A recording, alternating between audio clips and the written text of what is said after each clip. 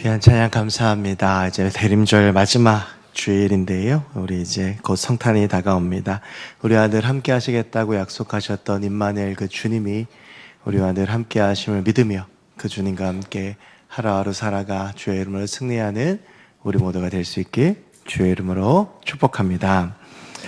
제가 지난 주간에 현재 군에서 16년째 사역하고 있는 저한테 학부로는 선배신데 기수로는 저보다 좀 늦게 들어오신 군종 목사님을 만나서 대화할 시간을 좀 나눌 기회가 있었습니다. 군선교 현장이 참 여러모로 많이 힘들고 이제 군인 교회가 자꾸 비어가는 현실 속에서 이제 여러 기도 제목들을 좀 부탁하시면서 그런 이야기들을 나누고 집으로 돌아오는데 문득 군에서 12주 동안 훈련받았던 기억이 났습니다. 이제 4월부터 6월까지 훈련을 받고 나서 그리고 7월에 이제 입대를 하는데요. 여러 가지 짧은 기간이었지만 일들이 있었는데 그 중에서 가장 인상 깊었던 그 추억 기억은 군대에서 훈련을 마칠 때쯤에 이제 받은 부대 배정입니다. 그래서 이제 한 3개월 정도 훈련을 받고 나서는 가야 할 부대를 배정을 받게 되는데 이제 의무복무가 3년이거든요. 그래서 의무복무만 하면 이제 초임지에서 3년을 보내게 되고 그리고 이제 조금 오래 군에 있으면 거기서 2년을 있다가 부대를 옮겨야 하는데 뭐 지금 생각해 보면 사실 그렇게 크게 중요한 건 아닌데 어차피 도니까 그때 20대 후반에는 어느 지역으로 가는지가 굉장히 좀 관심 있고 그랬던 기억이 있습니다. 근데 그게 이제 뭐 지망해서 갈 수 있는 게 아니고요. 내가 어디 가고 싶다, 뭐 여기 가고 싶다고 해서 뭐 그걸 가지고 하는 게 아니고 이제 훈육장교가 전체를 다 모아놓고 난수 하나를 컴퓨터에 입력해서 엔터를 치면 그 컴퓨터가 그 난수 결과에 맞게 돌려가지고 거기에 있는 사람들의 부대 배정을 다 쫙 합니다. 근데 이제 부대 배정을 하는 게 좀 그런 사이클이 있습니다. 한 해는 조금 편한 부대, 그리고 좀 수도권이나 도시 지역의 부대, 한 해는 좀 우리가 이야기하는 격오지로 가는, 이게 번갈아 가면서 가는데, 제가 이제 훈련을 받고 군에를 갈 때 2008년은 격오지로 가는 해였습니다. 그래서 이제 어느 지역에 있었냐 하면, 여러분 저기 강원도에 가면 가보셨는지 모르겠는데, 양구라고 하는 동네가 있습니다. 거기는 눈이 오면 사람 키만큼 옵니다. 그래서 눈이 많이 오면 문이 안 열릴 정도여서 거긴 겨울에 일가가 아침에 눈 뜨면 눈 청소하고 이제 그게 이제 일과인 되고요. 그리고 이 말로 굉장히 유명한데 인제 가면 언제 오나 원통에서 못 살겠네. 그래서 인제 원통도 이제 저희가 가야 되는 부대 12사단, 15사단 뭐 그랬습니다. 그리고 나서 이런 지역들이 또 양반일 정도로 여겨지는 곳이 있었는데 저희가 목사님들이 27명이었는데 그 중에 한 명은 백령도에, 한 명은 연평도에를 가야 했습니다. 그러니까 이제 거의 뭐 곳곳이 폭탄밭이죠. 그래서 목사님들이 27명이었는데 목사님들이 매일마다 얼마나 간절히 기도했는지 모릅니다. 거기 안 가게 해달라고, 좋은 데 가게 해달라고. 그냥 목사님들이 열심히 기도했는데 그때 모든 사람들이 가고 싶은 몇 안 되는 이제 좀 살만한 도시가 경기도 양주 덕정에 있는 부대가 하나 있었습니다. 거기는 부대에서 5분만 가면 지하철역이 있고 서울도 가깝고 그리고 뭐 오고 다니기도 좋고 그래서 좀 사람 살만한 곳이었습니다. 그래서 27명이 작정을 하고 그 도시를 놓고 기도하기 시작을 했습니다. 저도 이제 다들 그렇게 기도하니까 거기서 제가 총각대였는데 본각까지 한 40분 정도면 갈 수 있고 그리고 그때 이제 제가 뭐 목사인데 결혼도 안 하고 혼자 있고 그랬으니까 뭐 서울에서 이제 뭐 만약 연애를 한다고 그러면 결국엔 마산 여자를 만났지만 서울에 있는 사람 만나면 오고 가기도 좀 편할 것 같고 그래서 저도 같이 열심히 기도를 했습니다. 일주일 동안 정말 목사님들이 목숨 걸고 기도를 했는데 그 27명 중에 그 부대를 제가 갔습니다. 그래서 제가 그 부대에 딱 배치를 받아서 갔는데 그때 이제 모두가 저한테 얘기했습니다. 하나님의 은혜라고. 그래서 제가 그 동네에서만 4년을 있었고 그리고는 서울 가서 전역을 했으니까 그러니까 남들이 보기엔 참 부러울 만한 군 생활을 했죠. 저도 그게 늘 하나님의 은혜라고 생각을 하고 있었는데 그렇게 하면서 이제 그 얘기도 이제 그 목사님하고 얘기하면서 집에 돌아다 그 생각이 했는데요. 그러다가 문득 이게 참 부끄러운 기억이라는 생각이 들었습니다. 저는 그때 단 한 번도 하나님께서 나를 어디에 보내고자 하시는지 관심을 가지지 않았습니다. 어디에 하나님께서 나를 부르시고 그리고 하나님께서 나를 어디에 보내시고자 하는지를 묻지도 않았습니다. 그냥 제가 볼 때 조금 편하게 살 수 있는 곳, 제가 볼 때 조금 사람답게 살 수 있는 곳, 그런 곳을 제 나름대로 정해서 열심히 기도했던 기억이 있습니다. 여러분, 우리가 하나님이 원하시는 곳에 간다는 것, 그리고 하나님의 부르심과 보내심에 순종한다라고 하는 것은 결코 쉬운 일이 아닙니다. 내 삶을 어느 정도 희생해야 되고 포기해야 되고, 때로는 어느 정도가 아니라 내 삶 전부를 포기하고 내려놓아야 할 때도 있죠. 그런데 여러분, 하나님께서는요, 우리를 위해서 그 아들 예수 그리스도까지 하늘 보좌를 버리고 이 땅에 보내셨습니다. 그리고 나서 그 은혜와 사랑을 가지고 우리에게도 여전히 가라고 말씀하십니다. 물론 우리가 삶의 자리에서 늘 그 부르심과 싸워나가면서 그 길로 가면 힘들고 어려운 걸 알기에 가지 않으려고 몸부림치지만, 우리 주님께서 우리를 포기하지 않고 하나님께서 원하시는 곳으로 우리를 보내고자 하십니다. 대림절 마지막 주일입니다. 오늘 그런 마음으로 제자들을 보내셨던 그 예수님의 마음, 그리고 지금도 우리를 보내기 원하시는 그 하나님의 마음, 그리고 그곳에서 예수님의 이름을, 복음을, 우리를 기다리고 있는 사람들에 대한 말씀을 잠시 나누어 보려고 합니다. 오늘 본문은 매우 독특한 본문입니다. 여러분, 예수님의 제자 그러면 쉽게 이제 12명을 떠올리시죠. 예수님께서 공생의 사역 중에서 제자들을 파송하셨던 장면이 복음서에 나옵니다. 마태복음 10장, 마가복음 6장, 그리고 오늘 본문 전인 누가복음 9장과 그리고 오늘 누가복음 10장까지 이렇게 예수님께서 제자들을 보내시는 장면이 나오게 되는데요. 오늘 본문은 앞서 제가 말씀드렸던 마태복음 10장, 마가복음 6장, 누가복음 9장하고 조금 다른 것이 하나 있습니다. 그것은 앞선 제가 말씀드렸던 본문들은 예수님께서 보내셨던 제자의 숫자가 12명입니다. 그래서 예수님의 우리가 흔히 알고 있는 12제자를 주님께서 파송하셨던 장면인데요. 오늘 본문은 우리 주님께서 70명의 제자를 파송하십니다. 이것은 예수님을 따르는 그 수많은 사람들 중에서 핵심 그룹뿐만 아니라 예수님을 따르던 자들 중에서 가고자 하는 자를 선발해서 파송하셨다는 의미가 되겠죠.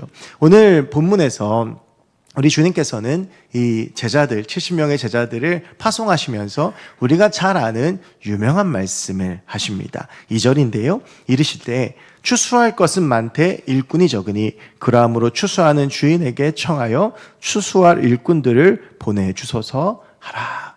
우리가 잘 아는 말씀인데 추수할 것이 많으나 그 일꾼이 없다 라고 하는 말씀이죠. 여러분, 우리 지역엔 참 외국인들이 많이 있습니다. 그래서 외부에서 손님들이 와서 제가 같이 이렇게 지역을 돌아다니다 보면 많은 분들이 놀라세요. 그러면서 저한테 물어보십니다. 왜 이렇게 여기 외국인들이 많냐? 여러분, 이 지역에 외국인들이 많은 것은 이 지역에 공단이 많기 때문입니다. 뭐 골든루트부터 시작해서 강서공단이나 크고 작은 거의 뭐 5, 6천 개 달하는 그 공장들에 많이 있는 그 외국인 노동자들이 이제 주말이 되면 이제 이 동상동 시장에 와서 생필품도 사고 교제도 하고 정보도 나누고 그러기 때문에 이 지역에 외국인들이 많죠. 여러분, 그래서 공단이 많은 지역에는 외국인들이 많습니다. 왜냐하면 그 사람들이 주로 그 일들을 하기 때문이죠. 그런데 요즘 이 공단 지역만큼이나 외국인들이 많은 지역이 있는데 농촌입니다. 농촌이 갈수록 사람이 없고 그리고 일할 사람이 없으니까 요즘은 제도적으로 계절 노동자라고 하는 것이 있는데 국가가 뭐 라오스, 뭐 캄보디아 이런 국가들과 계약을 맺고 한 몇 달 단위로 계절 노동자들을 데리고 옵니다. 그 사람들이 농촌에 가서 농촌에서 일손을 돕게 됩니다. 그렇지 않으면 농촌에서 일을 할 수 없을 지경으로 지금 농촌의 현실이 되었는데, 특별히 이 사람들이 언제 많이 들어오냐면 추수 때 많이 들어옵니다. 이제 곡식을 거두어 드려야 될 때가 되는데 아무리 기계로 하더라도 이 사람의 힘이 필요한데, 근데 사람들이 없다 보니까 이제 그 사람들을 외국에서 데리고 오는 것이죠. 여러분, 그렇게 사람들이 와서 추수하지 않으면 그 곡식들은 결국 썩어져 버리게 될 겁니다. 오늘 예수님의 말씀이 이런 것이죠. 추수할 것은 많으나 추수할 일꾼이 없다.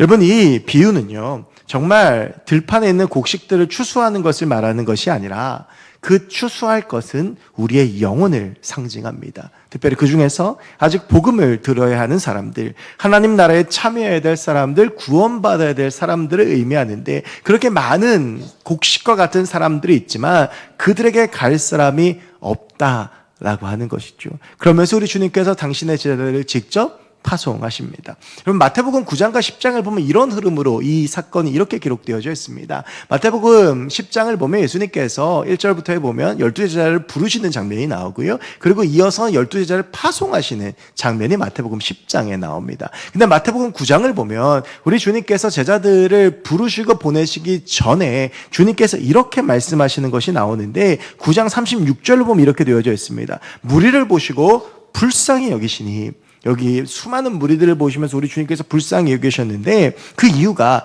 이는 그들이 목자 없는 양과 같이 고생하며 기진함이로라. 우리 주님께서 수많은 사람들의 무리들을 보시면 마음으로 무엇을 하고 생각하셨냐 하면 저 목자 없는 양 같다라고 생각하셨다는 겁니다. 여러분 그러면 목자 없는 양이란 어떤 의미일까? 여러분 이 목자가요, 양을 푸른 초장으로 인도하고 때에 따라 시냇가로 인도하여 물을 마시게 하면서 이 양을 키웁니다. 여러분 그런데 이것이 단순히 양육 정도가 아니고 이 양들은요 목자가 없으면 죽습니다.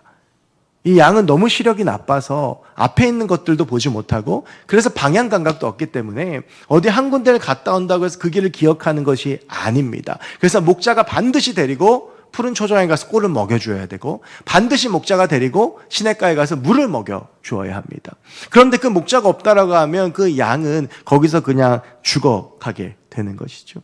우리 주님께서 그 이 땅에 오셔서 사람들을 보시면서 무슨 생각을 하셨냐면 저들이 꼭 목자 없는 양 같다라고 하는 것입니다. 그 말을 바꾸어 말하면 무슨 말인지 아십니까? 그냥 두면 죽는다라는 겁니다. 그냥 기진해서 죽게 될 사람들로 보여서 우리 주님께서 그것이 너무 마음 아파서 제자들을 부르시고 그리고 제자들을 보내셨다라고 하는 것이죠. 여러분 목자 없는 양 같은 사람들의 삶이 어떤 것인지를 오늘 본문 뒤에 이어진 17절 18절 말씀에서 우리가 볼 수 있습니다. 17절 말씀을 보면 이 70명이 우리 주님의 파송을 받아서 선교하고 돌아와서 보고하는 장면이 나와요. 70인이 기뻐하며 돌아와 이르되 주여 주의 이름이면 귀신들도 우리에게 항복하더이다. 이어진 18절 말씀을 보세요. 예수께서 이르시되 제자들이 와서 이렇게 이야기하는 거예요. 주님, 우리가 나아가서 주님의 이름으로 선포했더니 주님의 이름으로 권면했더니 주님의 이름으로 사역했더니 귀신들도 우리에게 항복하고 떠나더이다. 그때 예수님께서 이렇게 말씀하십니다.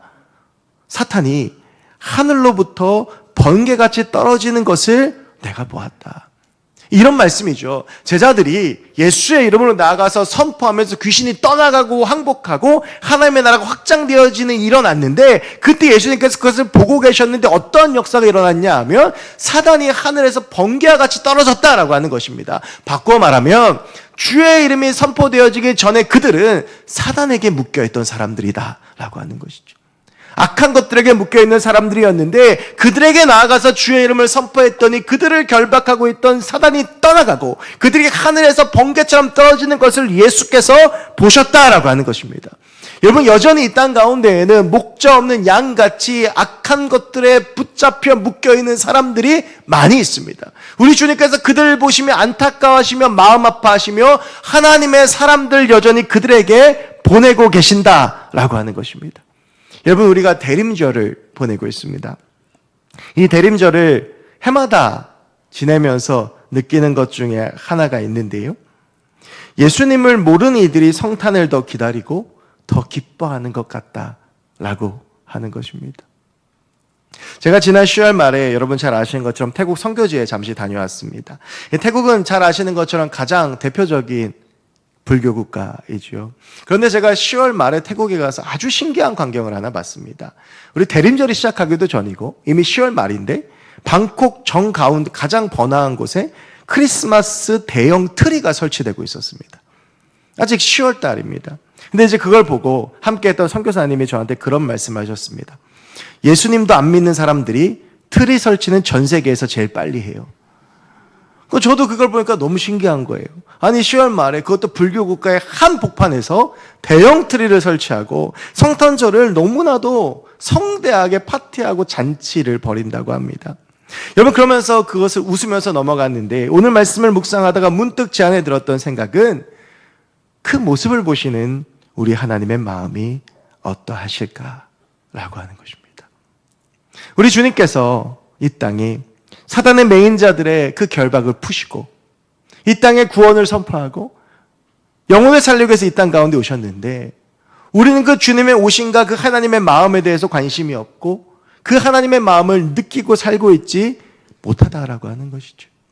여러분, 누가복음의 구조는 매우 독특합니다. 이 누가복음은요, 누가복음 9장을 보면 굉장히 누가복음 24장까지 있으니까 9장이면 전반부에 해당하는데, 누가복음 9장에서 예수님께서 예루살렘으로 길을 떠나십니다.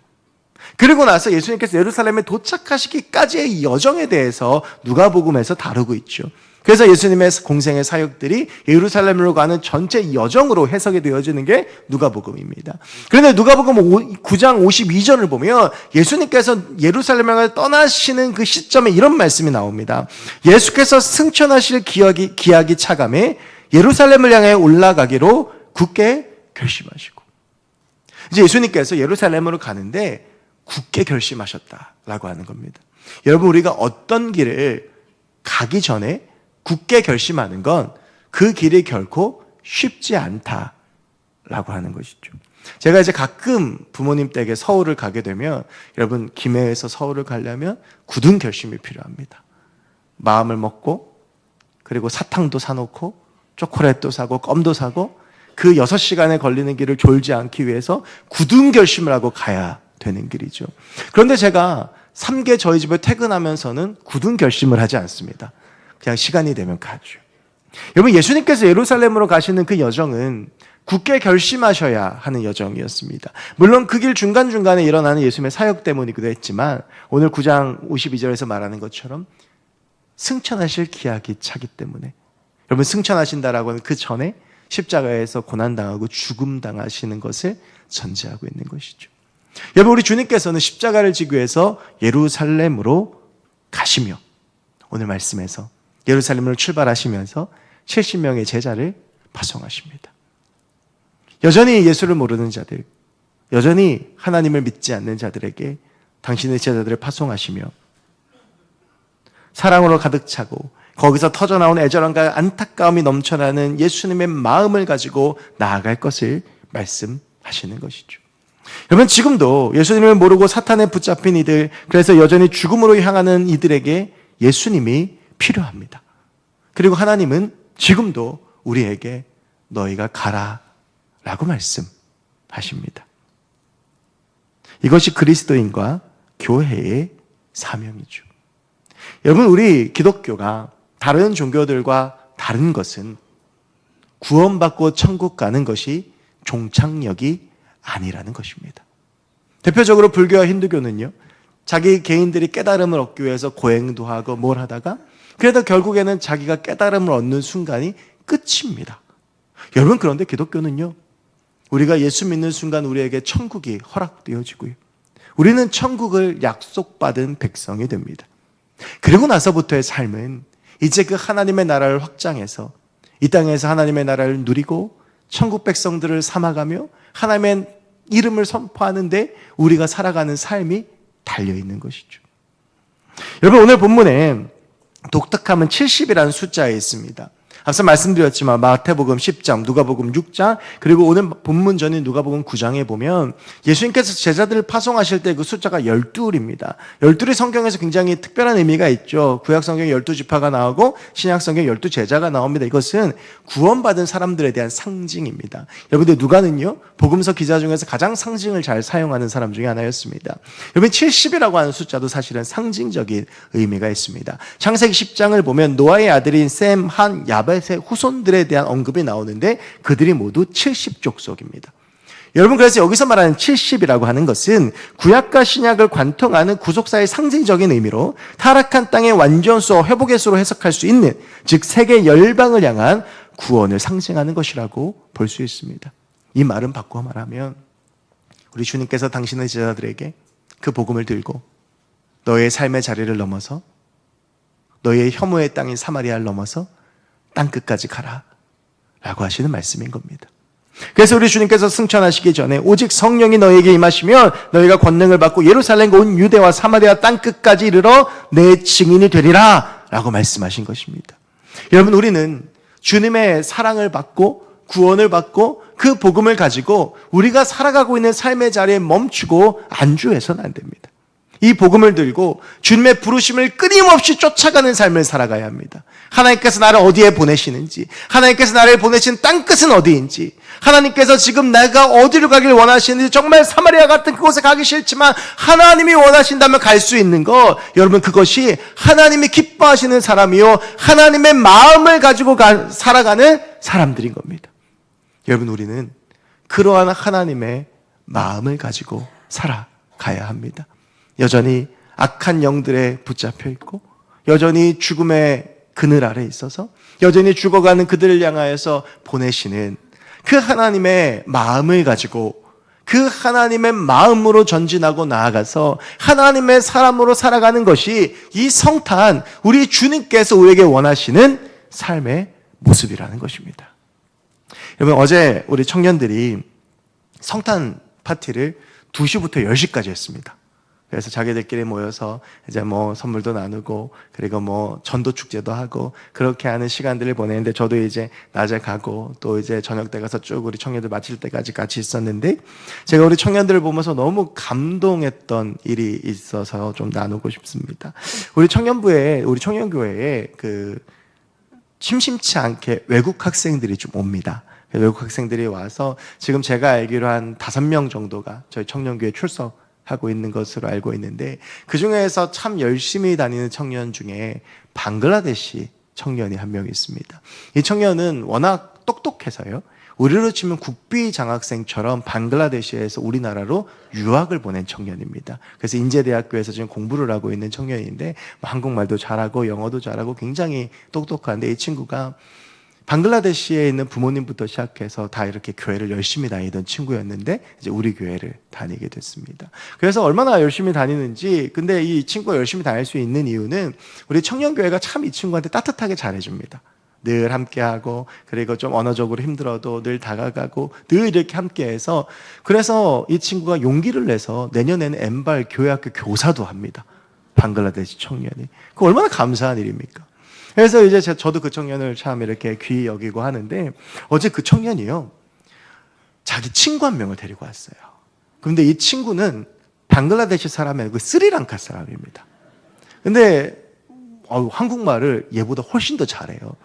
한국어 자격증 5급인데 거의 최고 수준이라고. 그러니까 한국말로 소통이 다 되는데, 근데 이 친구가 우리 교회를 온 이유가 있어요. 이 친구는 교회를 다니는 친구가 아니에요.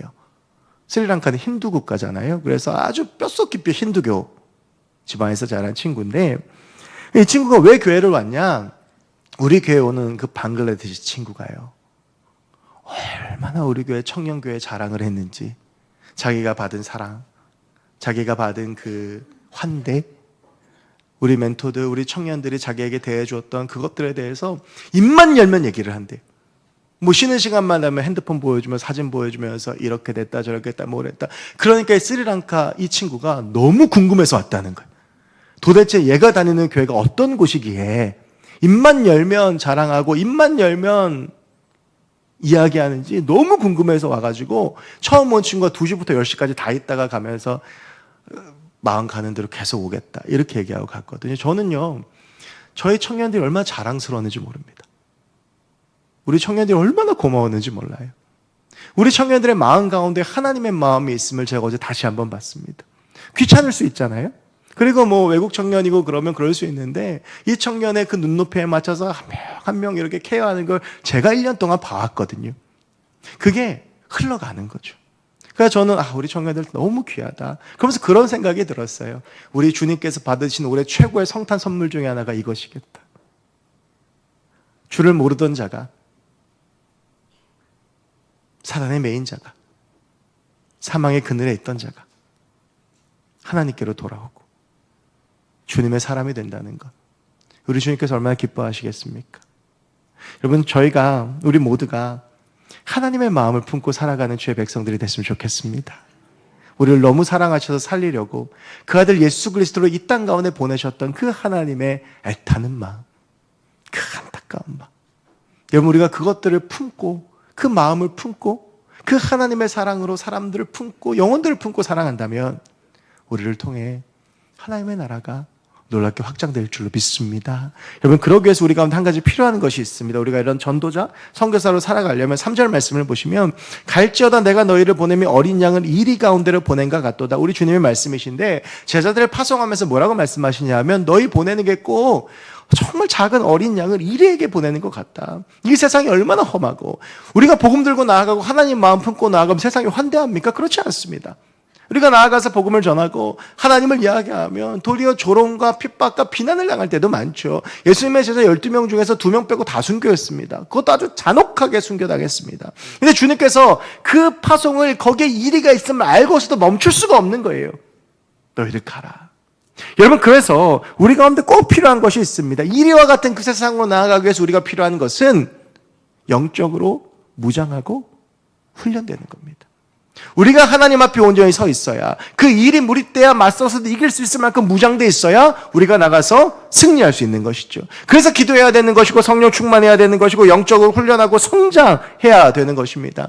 우리가 다음 달에 블레싱 베트남 단기 선교 40명이 갑니다. 여러분, 지금 이 단기 선교 훈련이 아주 빡셉니다. 그래서 어떤 분은 농담으로 환불하면 안 되냐고 할 정도로. 근데 여러분, 그렇게 말씀 묵상하고 지금 정해준 도서를 매주 만나서 조별로 나누고, 그리고 막 말씀 묵상이 사도행전 1장부터 28장까지 매일 아침마다 묵상글을 올려야 되거든요. 매일 10시가 되면 기도문 올려야 되고. 여러분, 그런데 그게 영적으로 무장해야 되는 이유는 그렇게 영적으로 무장하지 않으면 이길 수 없기 때문이에요. 여러분, 우리의 삶도 마찬가지입니다. 우리가 영적으로 무장하지 않으면 우리가 이길 수 없습니다. 우리가 하나님의 마음을 가지고 살아간 이 세상은 마치 이리떼와 같습니다. 여러분, 근데 중요한 것이 있어요. 이것이요, 지체하거나 미뤄둘 일이 아니라는 거예요. 이어지는 말씀을 보면 4절에서 전대나 배낭이나 신발을 가지지 말며 길에서 아무에게도 문안하지 말며 아무것도 가지지 말고 그 길을 속히 가는데 가다가 아는 사람만들도 인사하지 말라는 거예요. 그렇게 시간 허비하지 말라는 거예요. 너 어떻게 살았냐, 안부 묻고 이러지 말고 지금 네가 가야 될 곳에 가서 복음 전하는 데만 집중하라고 하는 것입니다. 이게 그만큼 시급하고 중요한 일이라고 하는 것이죠. 미룰 일이 아니라는 것입니다. 여러분, 우리가 하나님의 마음을 가지고 주님의 그 때를 바라보며 나아가야 되는 것이죠. 여러분, 그렇게 되면 우리도 17절처럼 선포할 수 있게 될 줄로 믿습니다. 70인이 기뻐하며 돌아와 이르되 주여, 주의 이름이면 귀신들로 우리에게 항복하더이다. 우리가 주의 마음 가지고 무장해서 나아가며 우리가 나아가는 그곳에서 주의 이름으로 귀신들도 항복하고 하나님의 나라가 확장되어진 역사가 저와 여러분들을 통해서 일어나게 될 줄로 믿습니다. 때로는 박해당할 때도 있습니다. 때로는 환대받지 못할 때도 있습니다. 그런데도 주님께서 말씀하십니다. 어느 동네에 들어가든지 너희를 영접하지 아니하거든 그 거리로 나와서 말하되 너희 동네에서 우리 발에 묻은 먼지도 너희에게서 떨어버리노라. 그러나 하나님의 나라가 가까이 온 줄 알라 하라. 무슨 말이냐면 너희들 받아들이지 않으면 나와서 그 발바닥에 있는 먼지 그냥 떨어버려라. 발에 묻은 먼지 떨어버려라. 그거에 대한 책임은 네 몫이 아니다라고 하는 거예요.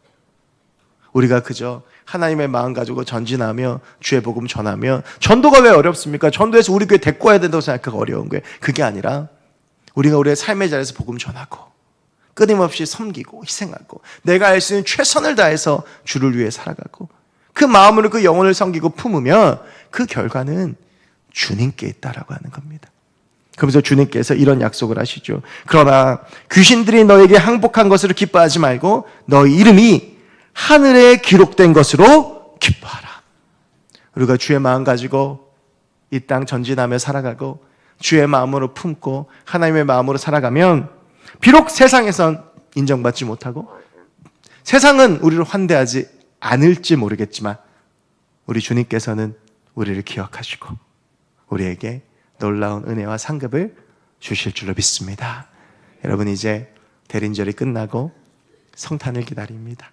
우리의 마음 가운데 하나님의 그 애타는 마음이 충만하고 하나님의 그 영혼을 향한 사랑이 충만하고 그 사단의 매인자들을 향한 주님의 안타까움이 충만하고, 그래서 주님의 마음 품고 그 마음으로 살아갈 수 있는 저와 여러분 우리 모두가 될 수 있게 주의 이름으로 간절히 축원합니다. 기도하겠습니다. 하나님, 감사합니다. 오늘 이 말씀을 함께 나누며 하나님의 마음을 생각해 봅니다. 하나님, 우리가 하나님의 마음 품고 주의 마음으로 살아가게 하시고 그래야 해서 하나님의 은혜의 해를 선포하며 치유와 회복을 선포하며 하나님의 구원을 선포하며 하나님께서 주시는 은혜로 사는 그 은혜를 선포하며 하나님의 나라를 확장해가는 우리 모두가 되게 하여 주시옵소서. 감사드리며 예수 그리스도의 이름으로 기도하옵나이다. 아멘. 하나님께 말씀 기억하시면서 하나님 아버지의 마음 같이 찬양하겠습니다.